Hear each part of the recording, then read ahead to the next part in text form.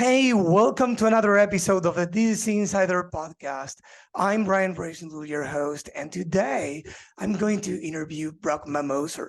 He's the founder of Frostbody, one of the fastest growing drinkware brands in the world right now. He and his brother went from zero to $30 million in revenue. They have built an incredibly loyal customer base and Facebook group community of 25K plus and gaining 3K new members a month. They are the most disruptive brand in their space right now, and it's just a couple of brothers that take the crazy chances. Hey, Brock, thanks for being on the show. It's a pleasure to have you here. I appreciate you having me. Yeah, so before we get started, I want to give a shout out to Greg Mead at CrossNet for making the intro. Great guy. Thank you, Greg. So for anyone who is not familiar with Frostbody, could you please tell them more about the company? What do you guys do? Yeah, no, absolutely. So yeah, like you said, my brother and I, we started this about 3 years ago. And pretty much it was just, an idea for one product, a slim can cooler, and quickly expanded and quickly kind of grew out of that. But we kind of launched this universal can cooler, and that was the big hero product and idea that it fit all cans and bottles in one. And I was still in college at Indiana University at the time. My brother was an insurance agent, still is an insurance agent actually. And we were like, let's just do it. Let's figure it out. We didn't know Shopify. We didn't know anything about Facebook ads or anything like that. So that was kind of where we started. Is I just lived and breathed Facebook ads and Shopify, for basically the first year, while I was still in school and just kind of learning everything I could learn about it. And we jumped in that way. We ordered the minimum order of like 2,000 units at the time and kind of just bootstrapped it into ordering 15,000 units and then ordering 30,000 and then ordering, containers at a time. And it really just snowballed, all with, digital marketing and all e-com, based things and marketing. And that's kind of just where my bread and butter was. Mitch is more the operations in the back end, whether it's customer service, fulfillment, and still kind of those are our roles today, still.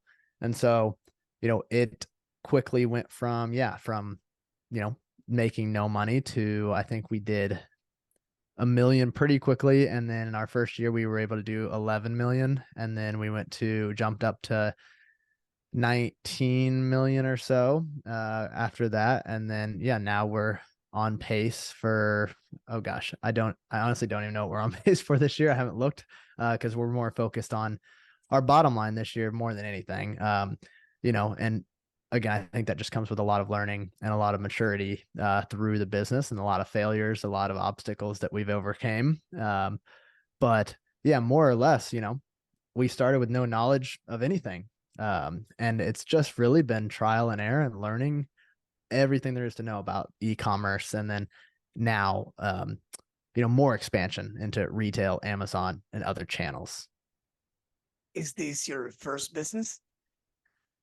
It'd be my first e-commerce business, but not my first business. So I'd started other businesses. One was like custom labeled, just plastic water bottles, like literally like Dasani, Aquafina, any bottles like that, except I would basically put like advertising on the label. So I would sell ad space before I even really recognized like and understood the ad world.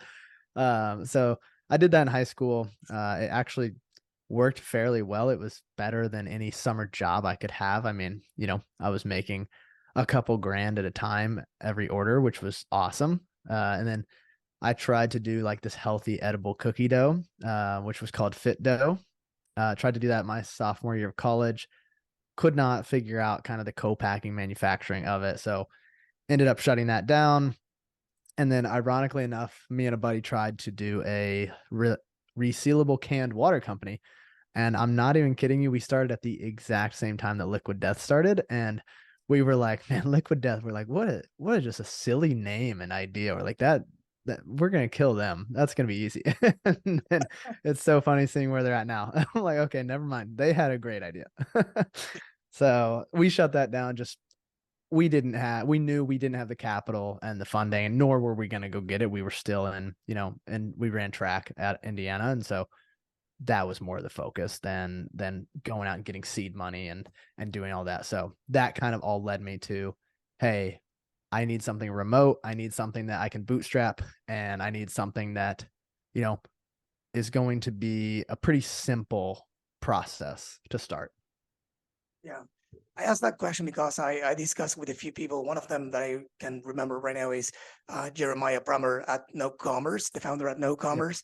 That typically when you are, let's say, when you achieve a certain degree of success, it's highly likely that it's not your first, let's say, venture, because No. we mature over time and we learn a lot of lessons that we probably at the time we don't value enough, and we complain like the world is against us and things are not working out. And then when we hit some degree of success, we probably look back and say, hey, this was because of something, right?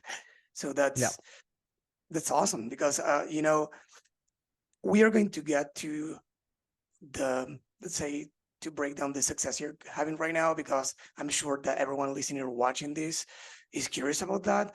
But I'm always curious about how things got started, or at least when was the time that you remember that you said, hey, this is going to work? There's, like they say, product market fit. Yeah, no, absolutely. So I would say there was definitely a clear point in time. When we first started, we didn't have this universal can cooler. We just had a slim, so it just fit White Claws, Trulies, and stuff like that. There were other brands on the market that had a similar product, exact same product, really. And so like Facebook ads, just none of the marketing that I was doing would work, like just nothing. And then now we come up with, custom tooling, custom mold for this new product, went through prototyping and everything, and no one had this product at all. And so that was like, okay, that was our first look at truly a disruptive product to the industry. Um, and I launched a very simple Facebook ad with I took some friends to the lake, I bought them some beer, and I was like, hey, help me out with this video. Like, you can drink while you're even filming. And so we filmed this. I had my buddy who knew how to video edit. He kind of put it together, and we just literally showed the sizes going in, and it was like 6x, 8x on the return on those ads on Facebook, and we sold out of 3,000 of them in 3 weeks. And that was kind of like that light bulb moment of, okay, like people really have this problem. I know it doesn't seem like a problem. It's funny. But even like the comments, that's what still to this day, like, we're very customer led and comment driven. And the comments from people were like, oh my God, like my Yeti can't do this. Like, I've had this problem, or like, oh my God, this would solve so many things on the lake or the beach. And like, that was kind of like that. Okay, this is clearly like something that a mass audience has an issue with, or at least once. Right. So that makes sense. You found a disruptive product, and then took the time, the money, and of course, you had the idea of going to the lake, call a few friends, and shoot that video and putting that up online, which is something that might sound simple, but it's something that many brands don't do. Many brands probably rely on paying someone to, generate some UGC, ads, or, doing still ad, still image, Yeah. and that doesn't work. So you did the job of actually going beyond that, which, I don't know, again, it makes sense, but probably not many brands do that. Yeah. Yeah. I mean, I guess we didn't think much of it. I had spent probably 6 months like in the Facebook ad platform, and like that's what I ran everything myself to start, like a lot of people do. And you know, I mean, we hadn't made any money on it at all, and it was kind of like all of that learning and failing and not making any money led to, like, I had this aha moment when I was running Facebook ads, that I was like, oh my God, like now I know how to run them. Like, I was like, this is what you're supposed to do, and like this is how I should set up the funnel and all this. And I just knew that after testing all this, like this video would work, because I was like, okay, we're gonna like punch them right at the beginning with the problem solution. And that was kind of that first insight into, okay, these videos could work really well. And not to mention they can also go, now it's a little more relevant, but like at the time, viral videos weren't as like TikTok wasn't what it was. There was no TikTok at the time. And so it really just opened my eyes to, hey, like, I think we could be video driven as opposed to all these other competitors that are static driven. Great. So now you're doing, let's say, 30 plus million in revenue a year. What do you think that are probably the key, what are the key elements of your success? That's a loaded question for sure, because I think it's a wide range of things. But if I had to really break it down, we would not have gotten to where we got revenue wise today if it wasn't for, branching out into different avenues of revenue streams. And that's not to say I hate when these like money gurus talk about like, diversifying your income streams and stuff like that. Cause like, that's just not how I see it at all. I see it as I'm going all in on Frost Buddy and I'm going to diversify my income streams within Frost Buddy because that's how I'm going to grow it.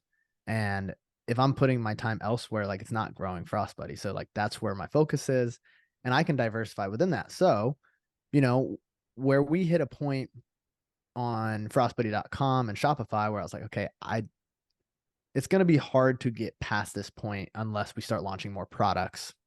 So then that was like, okay, what's the next step? Well, naturally, Amazon was a very easy avenue for us. We did it backwards. I think a lot of brands start on Amazon and then go to Shopify.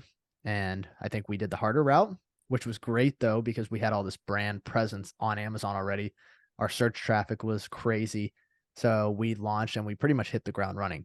I think we were able to do 6 million. We added 6.5 million on Amazon in year one. So that was a pretty big way of expansion. And then obviously retail was also big for us. It's a mass market retail product. It can work. It's just definitely retail takes such a long time and long development and relationships, and it's very persistent driven. And so it's really just a grind of forming those relationships with buyers and, getting your test in the door. And then that's like almost the easy part because it's going, how do we sell through? How do we make sure our message is getting across, when there's no video of me in front of them? How do we do that? And that's been a huge learning curve in itself, but that has also helped us to expand, that top line. And then the other portion is going to be like customization. So there's a huge custom market for a lot of products, honestly, if they can just find it. And so, whether it's individual custom for us, like weddings and bachelor parties and birthdays or anniversary, whatever it might be, or the corporate side of things is a huge revenue driver. And it's just, you can charge a little more because it is custom. So your margins are better. And then usually they're a little more lenient on like the time frame, which is nice. And so, it's not as strict on the fulfillment. And sometimes they'll even give you, months lead time. And so, combining all of those last year is what really helped us to double that revenue. It wasn't necessarily all on Shopify. What percentage could you say that is DTC or B2B, more or Yeah. less? So I would say from a straight DTC, and then Amazon, and then wholesale or retail, however you want to look at that, is going to be honestly a pretty split, like 30 on that. Like it's very split for us now.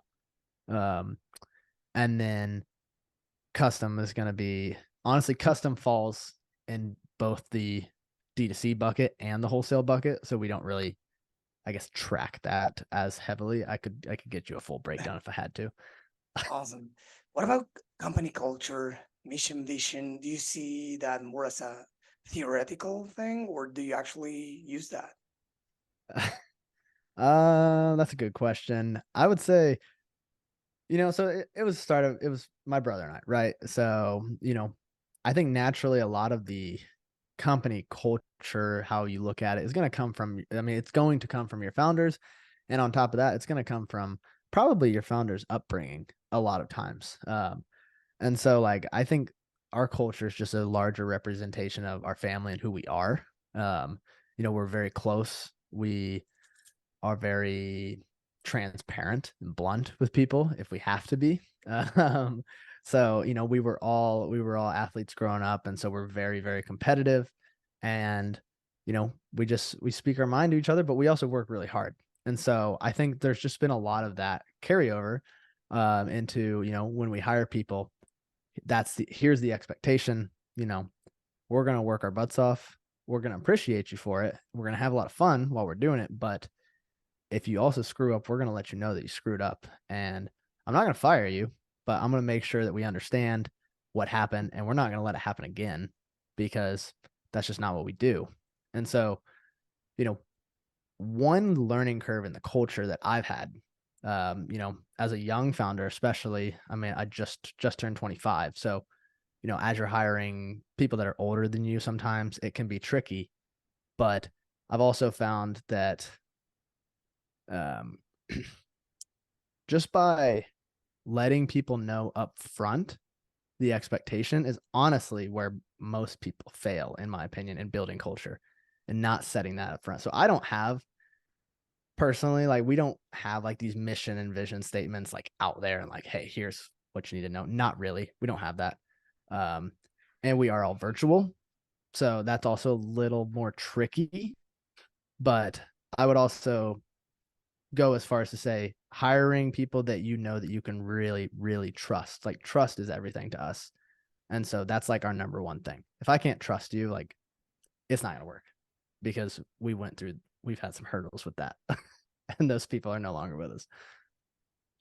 One thing you said, we recently spoke with Ryan Rush at the Feel Good Lab, and he said something interesting. Although he said that he cares about their team members as if they were family, they try to take another approach and see it as a sports team, right?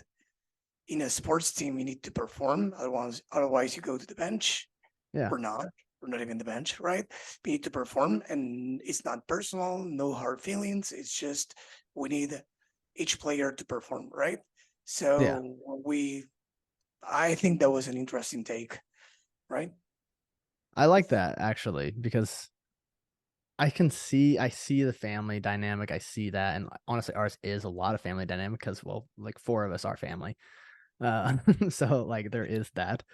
But it is I think a sports team is a much better analogy. And growing up on teams my whole life, yeah, if you don't perform, like, it is at the end of the day, but it's a conditional love at the end of the day. So like with family, like a lot of that love's unconditional. Well, with the business, if you're not working, if you're not performing, like, you're gone. Like, and that's how most people are going to be. So yeah, as a sports team, if you're not, doing what you need to do, if you're not acting how you need to act as a representation of the team, like, guess what happens? You either get benched or you get let go from the team. And so I would say that it's much more similar to that. I'm not going to say that we're family, because yeah, like, at the end of the day, like, we're not. And, if I can fire you, you're probably not a family. It's not a good thing for me to call you.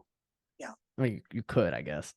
You Well, could. I don't know if you know who Eric Van Hols or something like that is, from Beard brand.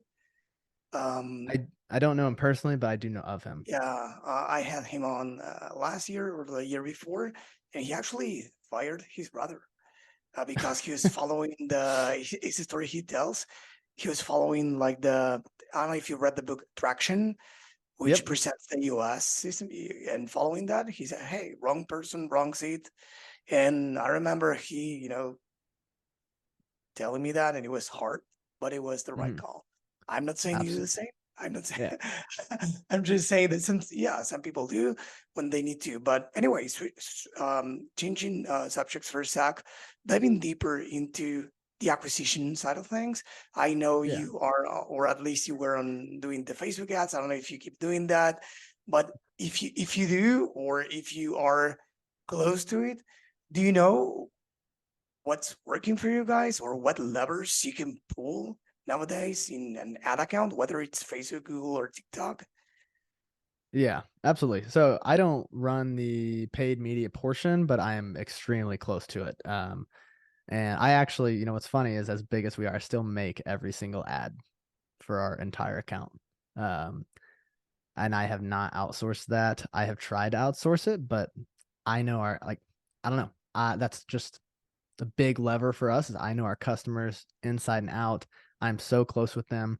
And quite frankly, it's just efficient because I can make stuff that I'm like, I know this is going to work. And it's not on emotion. I've just looked at, 3 years of data at this point every single week. So yes, it has changed a lot actually. This year more than others. Statics are really, really working for us, which has never worked in the past. So it's great because they're so much easier to make.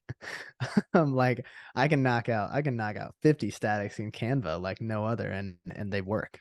Um, so for us, one big lever that I've utilized this year that's been working really, really well is like a testimonial driven static from our Facebook group.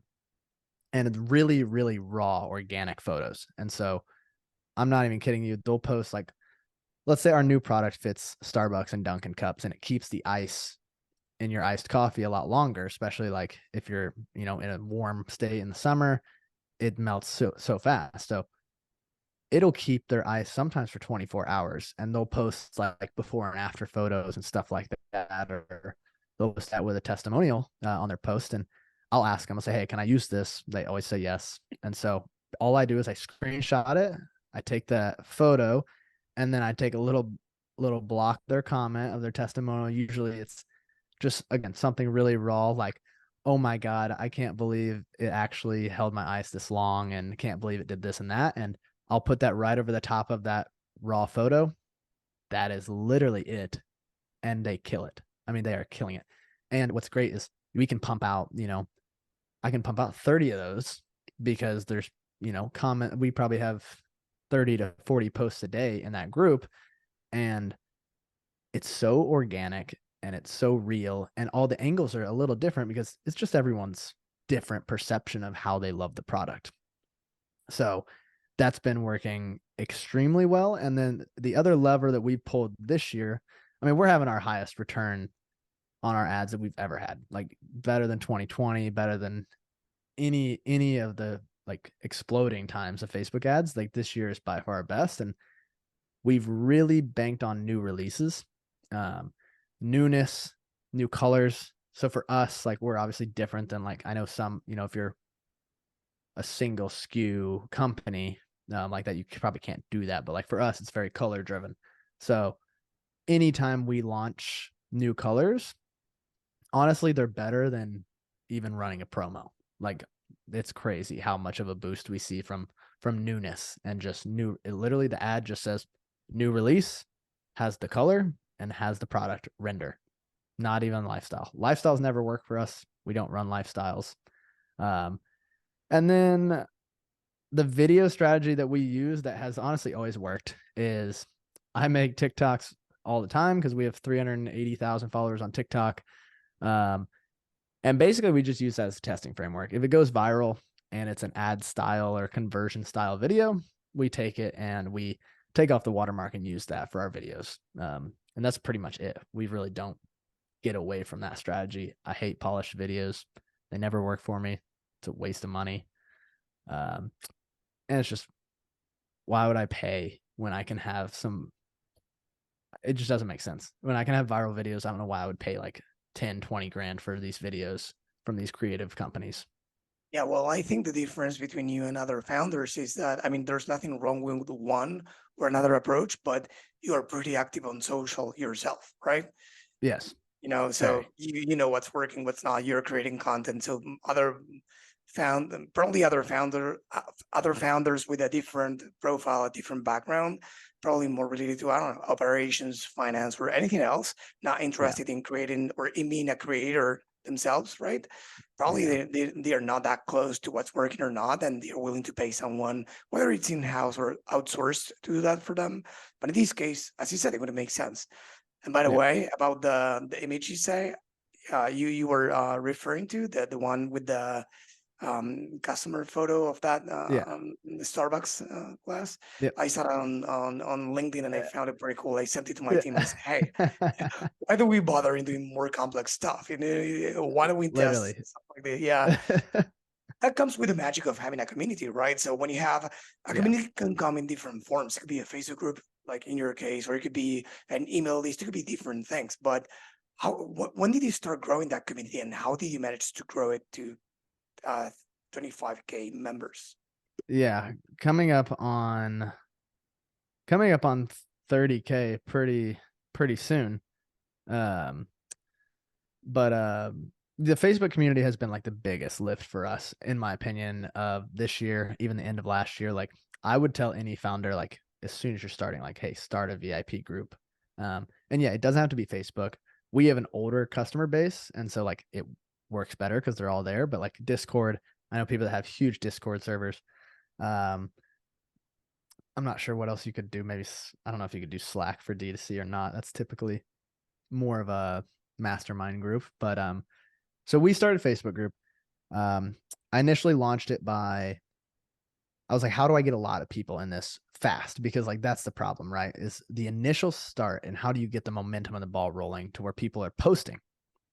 That's the challenge. And so we had an email list of probably, I think like 300,000 last July, I think is what it was at, and text was probably like 70,000 ish. So that's kind of what we were going to utilize was, hey, let's send some campaigns. We're going to give 15% off one time for joining the group. And then kind of also tell them there's going to be giveaways, there's going to be exclusive products, there's going to be voting on new colors, polls, all this exciting stuff. I'm kind of like, hey, you're going to help us build the business. Literally, you're going to be a part of this. And people love that with small business. They like to know that they're heard. And so we sent out that email, and day one, we had 2,200 members join. And so that was like, that was my validation. Was okay. Like we're off to the races now. And so my idea from the beginning was, hey, for this to work, I have to be very active. I have to post a lot. I have to ask questions. I have to get them engaged. That was the thing. And so that was what I did from the start. I mean, posting, at the beginning, 4, 5, 6 times a day, whether it's, sneak peeks or whether it's having them vote on random stuff, anything that I can do to engage them. And then what we also did was to get it on an evergreen, like kind of growth, where like we added that into our post-purchase flows was, hey, now that you've purchased, join other Frost Buddy fans in this VIP group, and, come talk about Frost Buddy, get access to me and chat with me or comment. And it's literally been like that. And yeah, it's been just a year now, and we have 26,000 members now. And it looks like we're gaining about 3,000 a month right now is how many members we're gaining. Nice. So, that was something. And I would say I post personally 3 times a day. And then I looked, and I comment over 600 comments a month in that You do group. that. I comment 600 times a month in the group. And so when people ask like, hey, how do you have such a, like, it's literally a cult. Like if you go in there, it's a scary cult. When they're like, how do you do that? Well, I'm active. Like it's me. And that's what they like. And I've asked them, and they're like, this is why it's so loyal, is because they're like, we know that it's you and not some employee or not just someone that you pawned it off on. So yeah, I think Do you those are see important. that? Do you see that as a potential problem in the future? That it's you. Um, could I see that as a problem of me being active? No, not really. I mean, I'm always going to be active in it. Even if I get tagged, I bet I get tagged 200 times a day in that group. And usually I'll probably get on it probably 2 or 3 times a day, and just like I'll do a quick scrolls to see like, is there something that is an easy comment, like they're just saying like thank you, and I'll just maybe put an emoji or thanks or love it, or is it something that is something that maybe needs some more input. I also, as we got to like 15 to 20,000, I did get some moderators. And so like just we have the greatest moderator in the world. Like she is a rock star and just likes Frost Buddy. And she kind of helped clean up any negativity because that was a big issue, was like people would just come to complain about their orders or complain about this and that. So she cleaned that up. We decline any posts like that. It's all positive. It's all fun. And so now I think we have 2 moderators that basically approve every post to keep it clean. And that really takes a lot of the burden off of me. I don't have to worry about that side of things. And again, we're not paying them. They just genuinely wanted to do it because they liked Frost Buddy, and they're nice, I guess. They're very nice. That's awesome. Do you think that it's, I don't know if easy or hard, but do you think that it's something doable for any brand nowadays to build a community? At least, let's say they don't have an email list as yours, right? Do you think that it's worth it to go through the process, even though if, I don't know, let's say they are starting from scratch, Yeah. it's a new brand, or they don't have any email list or anything else? If you're starting from scratch, is it worth starting it right away? Is that what you're asking? Yes. Yeah. No, I don't think so. Not if you're starting from scratch. I think to have it in the back of your mind for sure. You can maybe even build it, but not necessarily get it going. I think you need to have a decent customer base, a decent email list, email and SMS. Like those are more important to build first than the group. Because at the end of the day, like until you have probably, I don't even know how many customers it would need, until you have like in the tens of thousands of customers, like it's not probably worth getting them into this group to talk about, like, because it's literally just becomes a fan page group. Now I know like supplement brands like Avi does a great job of like, it's not just a fan page, it's also like accountability. They can share recipes. I think BlendJet has one where you share recipes and stuff. So like, I think you can make it work for your specific niche and be creative with it. But yeah, for something like mine, it didn't. I think the delayed start allowed us to fast track it a lot better. I could have started earlier. I could have started about a year earlier. But yeah, I would wait. I would wait until I had at least, I think you'll feel it. Like you'll know that you have some good traction. You have a lot of people purchasing every day, and you could start to really roll that into a group. Right. Going back to TikTok, because you said that you do TikToks yourself a lot. What do you use that platform for? Is it only for, I don't know, brand awareness, for testing what kind of video is working right now, or is it to drive conversions too? So TikTok, yeah, we're still learning. We're not near as good as some brands are. I mean, we had, one mega viral video, which helped give us a huge jump start. I think anyone can do that on TikTok still today. It's all about the content. And then that kind of our niche was, will it fit? Will it fit this? Will it fit that? And people would ask, and I would just respond. And people also just love the organic, authentic video. That's what they liked. Now, I think what we're trying to do now, because it's obviously like it's gotten more saturated. Sometimes it's harder to go viral, and you need better content, more quality content. So we're still testing a lot of different avenues on how to go viral. I will say we post a lot of videos that I know will go viral, but I know are not conversion driven at all, like are not ad driven. It is strictly awareness, and is strictly, hey, you're going to at least know who we are. I think that's the most important part with organic, is it's just, you need the awareness. Like you'll get the conversions down the line, even if that video has just nothing to do with what you're doing. And that's kind of more where we're going, is going, how can we just entertain, make people laugh, get people engaged, as opposed to selling them, because eventually that gets old, and they'll stop watching. We'll still toss them in. I had a conversion focused one, I think it's at like 600,000 from last week, kind of a comparison video, and now it's an ad and it's killing it. So like best case scenario is that works, but we don't really focus on conversions when we're making organic. And I don't think you should. Why? Why do you You think say that? why? Well, there's so many creators now, and people don't like to be sold to. When you're getting on the apps, when you're getting on Instagram, TikTok, what are you used to scrolling past is probably an ad. Like you scroll past ads. So if it looks like an ad on the platform, especially as they're getting more ad heavy, you're just going to scroll past it. And so it's really, how do we garner that attention and how do we keep them watching?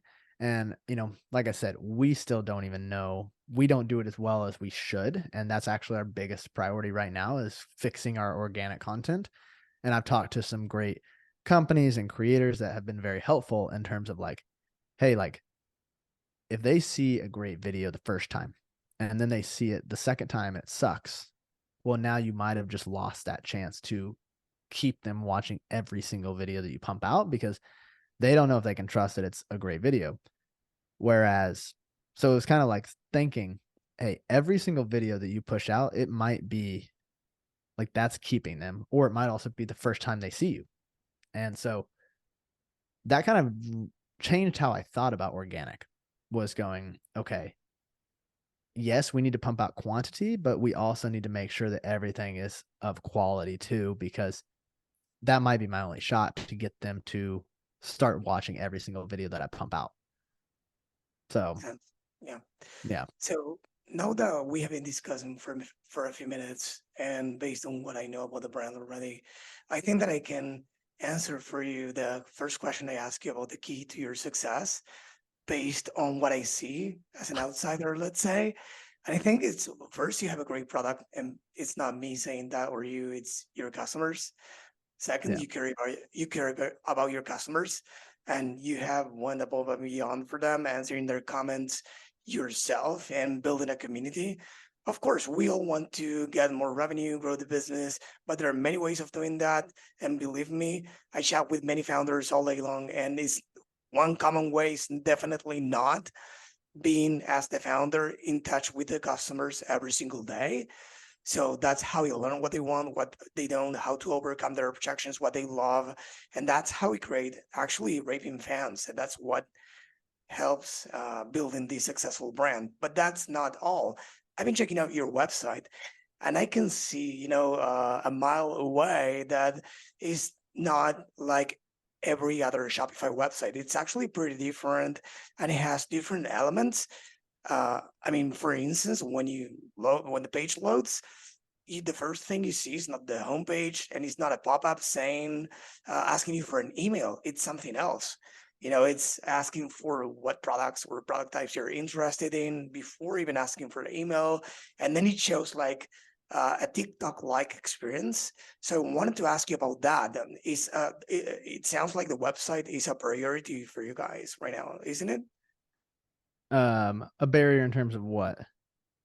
In terms of growing revenue and generating conversions. I mean, let me rephrase. It looks like the acquisition channels or retention channels are really important, but you don't have like a simple website.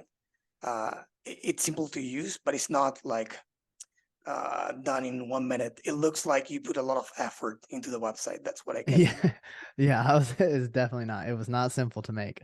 Um, yeah. So, the website, that is also basically all me. That was kind of my focus, and learning conversion focused website along with the ads. Like that's all mixed together, in my opinion. Like, why have great ads if your website sucks? It doesn't make sense, because like people say, there's holes in the bucket and you're just putting dollars out. So I went back and forth with our website a lot. I mean, I think it's a constant change. It's a constant learning. Um, like that pop-up that you saw. Yeah, we ask, what drinks are you interested in? We don't ask we don't say, hey, get 10% off anymore. We used to do that. And it's actually, I'll throw the shout out for Amped. He actually reached out to me and was like, hey, I think we can convert better on your opt-in. And so that was kind of his idea almost gamify it. And we went from a 6% opt-in to a 10.5% opt-in overnight. And it's been crazy, just the lift that's given us. And so that's obviously funneling or fueling everything else, which is great. So that was a big change. And then, yeah, for us, like just little tweaks, like on the product page, like we actually just changed this not too long ago, we have a lot of colors. So how do we kind of segment out what they make it easier to look? And so, doing the staple colors, limited edition colors, sale colors, because some people they're going to go to the sale regardless. Like that's what they want. And so when we changed it to kind of that product page, it was an instant lift in our conversion. And it's actually been a pretty significant lift. So I'm definitely keeping it like that. But, I don't think there's any right way to make a website. I think it's very brand specific. I think, what I've done is I take a lot of my favorite websites and kind of just favorite ideas, and I'll work with our developer. I do have a developer now, and I'll work with him and be like, hey, like, can we add this little piece? Can we add this piece? And again, it's no different than listening to my customers. Like I talk to the Facebook group. I'm like, hey, what do you hate about the website? What do you love about the website? And we make the changes. And it's not magic. It works. The conversion goes up when they tell us, hey, this would be a simpler way for me to purchase. And so, kind of just putting all of that together. But I think putting that focus on conversion rate is very, very important when you're spending as much as we're spending on ads. Like I said, there's no point if you're not converting pretty high. And so, we convert at 3+%, with all of and we have a lot of, I think we're 70% cold traffic. So I like to think it's pretty decent. It's good enough for us to be really profitable. So I'm sure it could always be better. Yeah, it is. Any Shopify apps that you love and you leverage on your website and work really well for you? Yeah, I love a lot of Shopify. I have a lot of Shopify apps, probably too many, honestly. I'm probably, God knows how much I'm spending on Shopify apps. Let's see. Obviously, like Klaviyo is like, that's what I use for email. So like that's tried and true. I know SendLane's really coming on strong in the D2C world. After sell has been a huge lift for us. So post purchase, we had stale inventory, and we're like, how do we get rid of this? And that was where I was using Rebuy, and after sell came to me and they're like, hey, like we could do it better. And so I looked, and it was honestly, I think it was way cheaper too. And we basically give a post purchase offer for our universals it's like a 50% discount. But for us, we're moving stale units. We're still making some money. And I'm not even kidding you. It's a 20% conversion rate. 20% is ridiculous. It instantly added, it's like 40 grand a month that it adds just by a simple offer. And it's not even all our colors. It's only like, I think it's like 6 to 8 that I really need gone. And so it is like, freaking love that app. And it's nice because easy A/B testing on that as well, which I love. And so you can kind of figure out, what bumps that AOV. So that's a big one. And then let me look here that we just added. So for giveaways, a great app that I don't remember who told me, but Viral Sweep makes giveaways really, really easy. But why I love Viral Sweep is I run a giveaway and they enter with their email and SMS, and that's great to get signups. But what's great is on the back end, you can give them more entries if they like follow you on TikTok, follow you on Instagram, refer their friend. And so like you get so much organic movement, and it's it's the greatest thing ever. You can bump your followers, your subscribers, you can bump, just a crazy amount. Like I think we had like 1,000 YouTube subscribers, and then I did this giveaway and we had like 12,000, just because I made it like a pretty significant amount of entries. And so I think Viral Sweep is the best way to do a giveaway for sure. And then, yeah, you talked about no commerce. I think that's been a big lift on just understanding our customers better and just kind of getting that feedback and kind of also just seeing where are they all coming from. We found out quickly that 60% of our purchases were gifts. That was big. And so that changes your messaging to go, okay, we know that a lot of them are buying for people.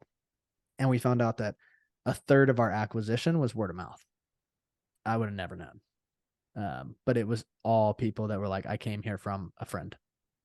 And so also great news to hear as a founder that people are telling you. So yeah, I would say those are kind of my tried and trues that I would never ever get rid of. Probably the last question I have for you. This is, I mean, Black Friday, Cyber Monday is Yeah. coming. So, what's your advice for the founders or marketing directors listening or watching this episode to get ready for Black Friday? Start early, don't start early, and anything else you can tell them. Start early. start now. For your ordering, I hope you've already ordered. We got all of our Q4 orders in. I think it was like a week and a half ago was like our deadline that we set for ourselves, and it still might have been like it was still pushing it. I would have liked to have done it a little earlier. So yeah, I mean, we've learned a lot over the last 2-3 years of having Black Fridays, and just kind of understanding what works. And so, obviously starting early, understanding your offer, that's big. Like you got to have that. 'Cause you can't really do anything else until you have like your offer set in stone. And so for us, it's always like our biggest sale of the year. And we usually stick to just a straight like 30% off site wide. That works for us. We have the data on it. We have the margins to do it. And so that's what we're going to stick to. People are very familiar with it. Plus, we'll also do like an up to 50% on some stale colors that we're like, hey, we can make less money. We just got to get them out the door. And it also looks great. It grabs people because that's a huge number. Again, that might not be for you. I don't know. What we do, and I can say what works for us, is it's a very long sale. I'll start it probably second week of November, run it all the way through Black Friday, extend it through Cyber Monday, and probably extend it another 2-3 days, depending on what I'm seeing. And I do that mainly because we run so much paid media. And so it gives it time to scale up to the level that we know it can scale up to. And so, we're also making hundreds and hundreds of ads that we'll be making prior to that launch. And so that he'll be able to, one, be testing, scaling up the winners, but also just keeping it fresh. Because if you're running it for that long, you got to have there's gonna be major creative fatigue. And so that's a big thing, is having enough creative and not just going, yep, we did everything, we launched it, we're good. No, we're literally looking at what are the winners right away. Hey, can I iterate on those during that sale? And then I've also planned a lot of new releases to happen because we do an expanded Black Friday sale. And so I can't just do sale messaging all the time. It gets boring. So if we're going, hey, Black Friday starts 30% off, and then sprinkling in, hey, new release, everything's still 30% off, but it's grabbing them easier. And so that we noticed was a huge lift for our SMS and our email, to not just send the same boring Black Friday, Cyber Monday, 30% off, come get it now. So those are really big keys for me and how I look at it and how I plan it. I'm trying to think of what else. We actually added an app over the year. So push notifications, that'll be new for us this year. We'll see how that works. Trying to think. Returning customers, new customers, what's your focus? I don't really look at it too in depth. We have a lot more returning customers now, and I think it should just happen year after year. But I think I probably don't look at it because I know that our retention efforts are in place and we're doing it right. I mean, obviously, Black Friday is a huge acquisition period. But I will say what we screwed up last year, and mainly because I had a poor ad agency, and that was on me to not get rid of them early enough, was we screwed our acquisition in August, September, and October. And so we didn't get the benefit of those bottom funnel retargeting the funnel. We didn't get that benefit in Black Friday. And so it sucked. I mean, it didn't suck, but like it wasn't near what it was the year before when I had a much better agency. And like I said, that was on me. This year is going to be completely different because Brian he's very understanding of what we need to do. And we will be pushing acquisition, the whole time leading up to it. We're pushing giveaways, new subscribers, every acquisition thing we can push, because once Black Friday hits, that's when they're all going to come flying in. So yeah, I mean, I think our breakup in terms of like meta spend is usually a 70% new, 70% acquisition is what we typically structure it as. Nice. That's great advice. Thank you for that. So this has been great. I had a lot of fun. And I have one more before we go. What's your favorite book that you could recommend the audience? I love asking these questions, as I told you off the record, because I want to get more ideas on what to read. But also we put together a list of books mentioned on the show every single year. So do you have any to recommend to the audience? I'm going to give you two because they're very different niches. All right. I like the Yeah, book. I'm going to give you two. So the first one that I absolutely love for content and just for thinking about things is Contagious, Why Things Catch On. So he just talks about virality, and it's funny because I looked back at our viral TikTok video and it was like spot on. I was like, this makes so much sense why we went viral. And so it's like he's going to help me repeat it. I think understanding that book really well is helpful. And then a book that honestly changed a lot for us, and some random person on LinkedIn told me this, is Profit First. Probably, I wish I had read it before we even started. It's basically doing everything almost backwards, going, hey, here's our profit. And then basically going, here's our profit. Here's our set expenses. Okay, now based on our like variable expenses, here's how much ad spend I had to work with. Here's how much I have to do here, but I got to keep this profit. And like, that's something that I think a lot of young founders have to learn the hard way. Is you make a lot of money, but then you also see a lot of money. Well, you might not see it, but a lot of money goes out the door. And so I completely flipped it this year, and we said, hey, here's what we're going to make. Like, here's our net profit percentage. So here's how much I got for everything else. And we almost profited more last month than our first year combined. And so that book has done wonders for just kind of flipping my mindset in terms of just really dialing in on the numbers. And so content, numbers, that's why they're very different. But as a founder, you need them all. Nothing you said was a coincidence based on what you said. I mean, you did more in profit because you actually educated yourself on how to do that and how to make that happen. Did the same with the viral video on TikTok. Even if it happened before you read the video, now you want to make more of those videos. And the same with everything else, right? With the community, you were intentional about everything that happened. So basically, I think that the bottom line is if you focus on what matters and if you educate yourself on how to do it and you're consistent, you can make it happen. So I think this was a great episode. You actually mentioned many big things for brands or brands to be, for many founders listening, or VPs of marketing, believe it or not. So I think that everyone watching or listening should, uh, visit your website, visit your social channels, pay attention to what you guys do, because I think you can inspire them all the same way you inspire your customers. Well, I appreciate it. Yeah. I didn't know anything before we started, so I think it's easier to relate and easier to say, hey, here's what has worked for us. I can't say what can work for everybody, but I think, yeah, there's definitely a lot of lessons we're learning for sure along the way. So this was great. And before we go, please tell everyone listening or watching where they can go to learn more about you and your company.